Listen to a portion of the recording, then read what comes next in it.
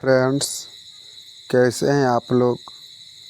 बहुत दिनों से मेरा वीडियो यूट्यूब पर नहीं आ रहा था क्योंकि एक बहुत ज़रूरी काम में हम व्यस्त हो गए थे। लेकिन फिर से आपके लिए मैं 10वीं क्लास का इस बार बोर्ड एग्ज़ाम में पूछे जाने वाले वीवीआई क्वेश्चन, वह भी सब्जेक्टिव लेकर आया हूं। तो चलिए इसको आपको मैं अच्छे तरीके से समझाता हूं।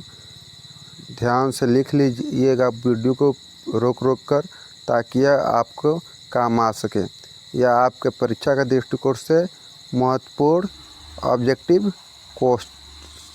सब्जेक्टिव क्वेश्चंस हैं जो आपके परीक्षा में आने की संभावना 100% है। तो चलिए स्टार्ट करते हैं। देखिए फ्रेंड्स, हम लोग का पहला क्वेश्चन है कि लोहे की वस्तुओं को हम पेंट क्यों करते हैं।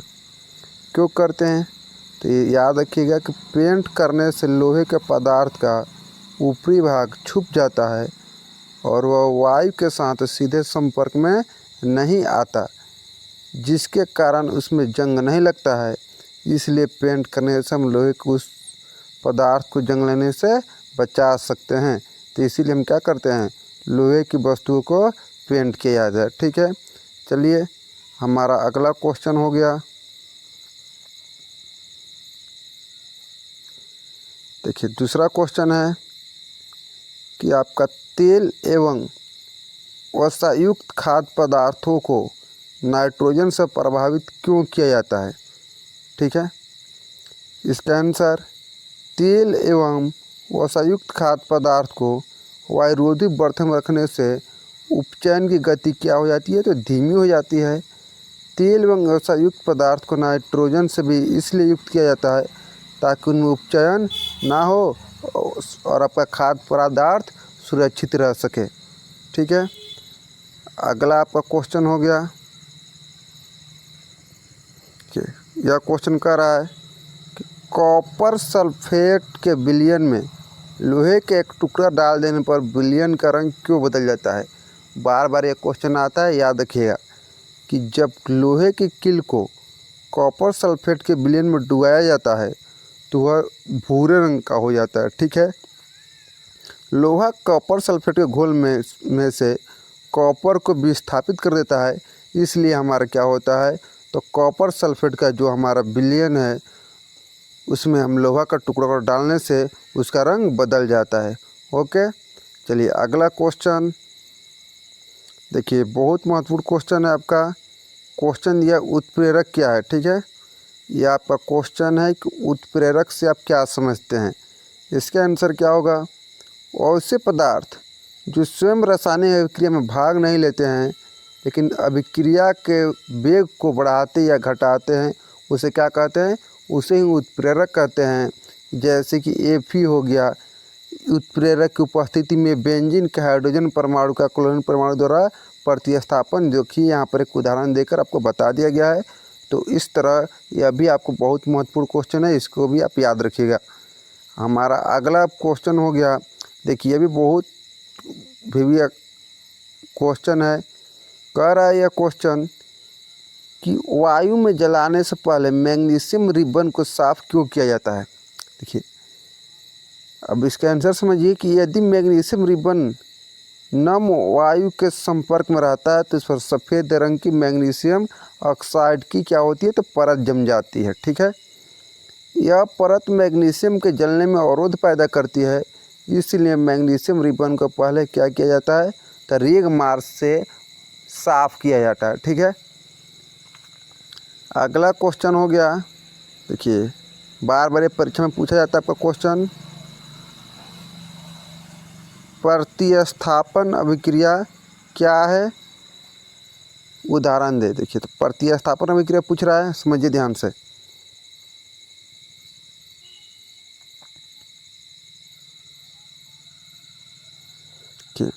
प्रतिस्थापन अभिक्रिया पूछा जा रहा है, उदाहरण दे। देखिए यह क्या होता है, वह रासायनिक अभिक्रिया जिसमें अधिक अभिक्रियाशील धातु अपने से कम अभिक्रियाशील धातु को, जो तत्व हो सकते हैं यौगिक के विलयन या गलित अवस्था से विस्थापित कर देती है, उसे प्रतिस्थापन अभिक्रिया कहते हैं। जैसे यहाँ पर Fe क्या किया, तो Fe देखिए Fe ने क्या किया था, Cu को विस्थापित कर दिया, और जब Fe Cu को विस्थापित कर दिया तो SO4 के साथ जुड़कर बन गया FeSO4 बन गया, और यहाँ से आपका जो Cu निकला वो ये बाहर होकर अलग हो गया। ठीक है, चलिए आगे समझते हैं। देखिए आगे इसमें बताया जा रहा है किस रासायनिक अभिक्रिया में Fe जो कि अधिक अभिक्रियाशील है Cu की अपेक्षा उसे विस्थापित कर उसके स्थान पर स्वयं को क्या कर रहा है, प्रतिस्थापित कर रहा है। ठीक है, अगला हम लोग का क्वेश्चन है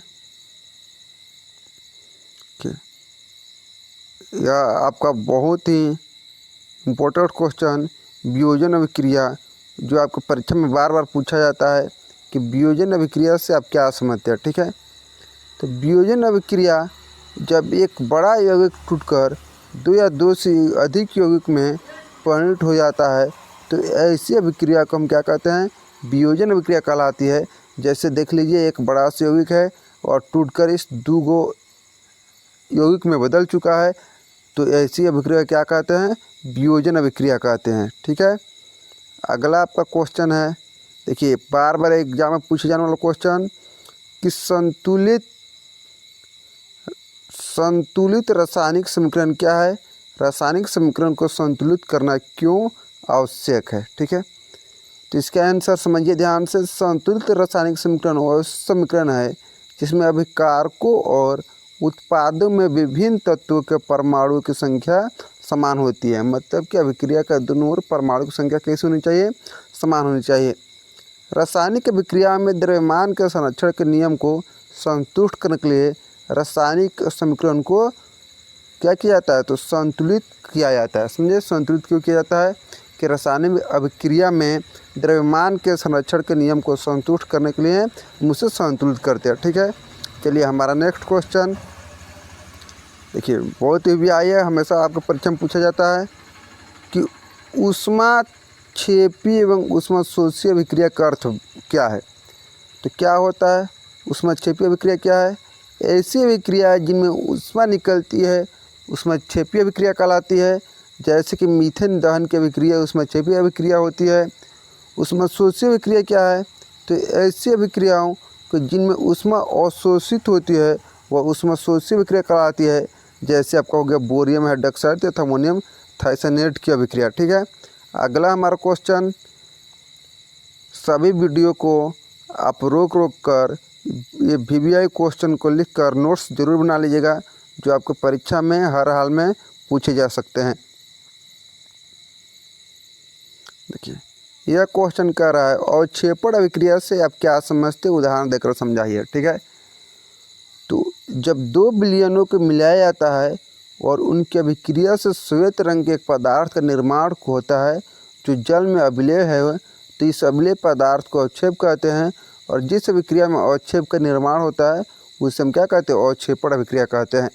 जैसे यहाँ पर यह दोनों अभिक्रिया करता है तो अवक्षेप के रूप में यहाँ पर हमारा NaCl प्राप्त हो जाता है, सॉरी BaSO4 प्राप्त होता है। यह जो अवक्षेप के रूप में प्राप्त होता है इसे हम क्या कहेंगे, तो इसे ही अवक्षेपण अभिक्रिया कहेंगे। ओके, चलिए अगले क्वेश्चन है कि श्वसन को ऊष्माक्षेपी अभिक्रिया क्यों कहते हैं। ध्यान समझिएगा कि आपका जो श्वसन हो गया, श्वसन को ऊष्माक्षेपी अभिक्रिया क्यों कहते हैं, इसके बारे में वर्णन करना है कि हमें जीवित रहने के लिए क्या चाहिए, ऊर्जा चाहिए। यह ऊर्जा हमें कहाँ से मिलता है, सब लोग जानते हैं भोजन से मिलता है, जिसे हम खाते हैं। पाचन के दौरान भोजन सरल पदार्थों में टूट जाता है, और उदाहरण के लिए जैसे देख लिए चावल, आलू तथा ब्रेड हो गया, इसमें कार्बोहाइड्रेट होता है और यही कार्बोहाइड्रेट टूटकर ग्लूकोज बनाते हैं। यह ग्लूकोज हमारे शरीर की कोशिकाओं में ऑक्सीजन से संयुक्त करते हैं और ऊर्जा प्रदान करते हैं। इस अभिक्रिया को क्या कहते हैं, तो इसी अभिक्रिया का विशेष नाम है श्वसन। ठीक है, इसीलिए इसको क्या कहते हैं, श्वसन अभिक्रिया कहते हैं। ठीक है, तो आपका वर्क क्या है, तो आप सभी लोग वीडियो को रोक कर और नोट्स बना लीजिएगा। अगर वीडियो अच्छी लगे तो अपने दोस्तों के साथ शेयर भी कर दीजिएगा। आपके जो भी फ्रेंड्स या दोस्त भाई बहन जो 10वीं क्लास के इस बार एग्ज़ाम देने वाले हैं उनको ये वीडियो ज़रूर शेयर कर दीजिएगा। चलिए अगला हमारा क्वेश्चन देखते हैं कि दिया कि प्रकाश अपघटन अभिक्रिया। अगला हमारा क्वेश्चन क्या है प्रकाश अपघटन अभिक्रिया से क्या समझते हैं। देखिए यह हमारा क्वेश्चन कह रहा है वियोजन अभिक्रिया को संयोजन अभिक्रिया के विपरीत क्यों कहा जाता है। ठीक है, तो समझिए क्यों। कि वे अभिक्रियाएं जिनमें दो या दो से अधिक पदार्थ संयुक्त होकर केवल एक पदार्थ बनाते हैं उसे हम क्या कहते हैं, संयोजन अभिक्रिया कहते हैं। ठीक है, तथा वे अभिक्रियाएं जिनमें यौगिक दो या अधिक सरल पदार्थों में टूटता है तो उसे क्या कहते हैं, वियोजन अभिक्रिया कहते हैं। समझ गए, क्योंकि जिसमें जुड़ता है वह संयोजन होता है, जिसमें टूटता है वह वियोजन। इसलिए हम क्या कहते हैं, वियोजन अभिक्रिया संयोजन अभिक्रिया के बिल्कुल विपरीत है। यह हमारा क्वेश्चन कह रहा है कि रासायनिक अभिक्रिया से क्या समझते हैं। तो याद रखिएगा, जब कोई रासायनिक परिवर्तन होता है तो हम कह सकते हैं कि रासायनिक अभिक्रिया हुई है। ठीक है, या इसको अपने भाषा में कहिए कि जब दो या दो से अधिक तत्व मिलकर एक नए पदार्थ का निर्माण करते हैं तो इसे हम क्या कहते हैं, रासायनिक अभिक्रिया। आसानी समझिए कि भोजन में पकना, अंगूर का किण्वन, सांस लेना इत्यादि सब क्या है, रासायनिक अभिक्रिया है। ओके, अगला क्वेश्चन कि संतुलित और असंतुलित समीकरण में क्या अंतर है। समझिएगा, रासायनिक समीकरण में तीर के दोनों ओर उपस्थित तत्वों में परमाणु की संख्या समान होनी चाहिए और ऐसे समीकरण को हम संतुलित समीकरण कहते हैं। जिसके दोनों ओर परमाणु संख्या समान है उसे क्या कहेंगे, तो संतुलित कहेंगे। और ऐसे समीकरण जिसमें अभिकारक और प्रतिफल तीर के चिन्ह के साथ दर्शाया गया है किंतु तीर चिन्ह के दोनों ओर उपस्थित परमाणु की संख्या का समान नहीं हो उसे असंतुलित समीकरण कहते हैं। ठीक है, देखिए यह क्वेश्चन आपका कह रहा है क्या शोषण एक ऊष्मक्षेपी अभिक्रिया है, इसे स्पष्ट कीजिए। आंसर समझिए, सभी वस्तुओं को जीवित रहने के लिए ऊर्जा की आवश्यकता होती है। यह ऊर्जा में भोजन से प्राप्त होती है। पाचन क्रिया के समय खाद्य पदार्थ छोटे छोटे टुकड़े में टूट जाते हैं, जैसे चावल, आटा, ब्रेड। और इसी में क्या होता है, तो इससे हमें कार्बोहाइड्रेट के टूटने से ग्लूकोज प्राप्त होता है। ग्लूकोज हमारे शरीर की कोशिकाओं में उपस्थित ऑक्सीजन से मिलकर हमें ऊर्जा प्रदान करते हैं। अतः इस अभिक्रिया का विशेष नाम श्वसन है। इसे हम क्या कह सकते हैं, इसलिए इसे हम ऊष्मक्षेपी अभिक्रिया भी कह सकते हैं। ठीक है, चलिए इस चैप्टर के हमारा लास्ट क्वेश्चन, एक और लास्ट है, उसके बाद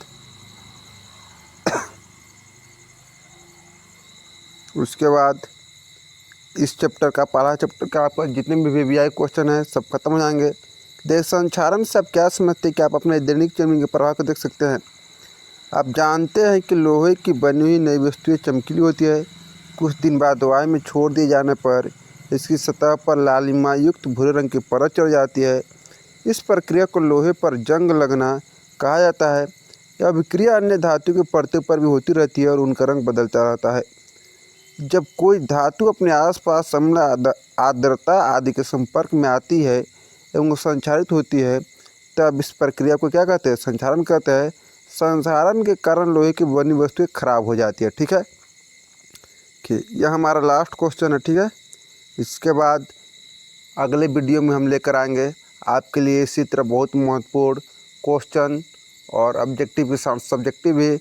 और आप हमारे चैनल को सब्सक्राइब जरूर कर लीजिएगा और अपने दोस्तों के पास ज़रूर शेयर कीजिएगा ताकि छूटे नहीं। चलिए इस क्वेश्चन को समझ लेते हैं। बूझे हुए चूने का विलयन का उपयोग दीवारों के सफेदीकरण में क्यों किया जाता है। कैल्शियम हाइड्रोक्साइड वायु में उपस्थित कार्बन डाइऑक्साइड के साथ धीमी गति से अभिक्रिया करके दीवारों पर कैल्शियम कार्बोनेट की एक पतली परत बना देता है। सफेदी करने के 2-3 दिन बाद कैल्शियम कार्बोनेट का निर्माण होता है और इससे दीवारों पर चमक आ जाती है। यही कारण है कि बूझे हुए चूने के विलयन का उपयोग किसके लिए, तो दीवार पर सफेदी करने में किया जाता है। ठीक है, तो चलिए ये थे हमारे सब्जेक्टिव क्वेश्चन।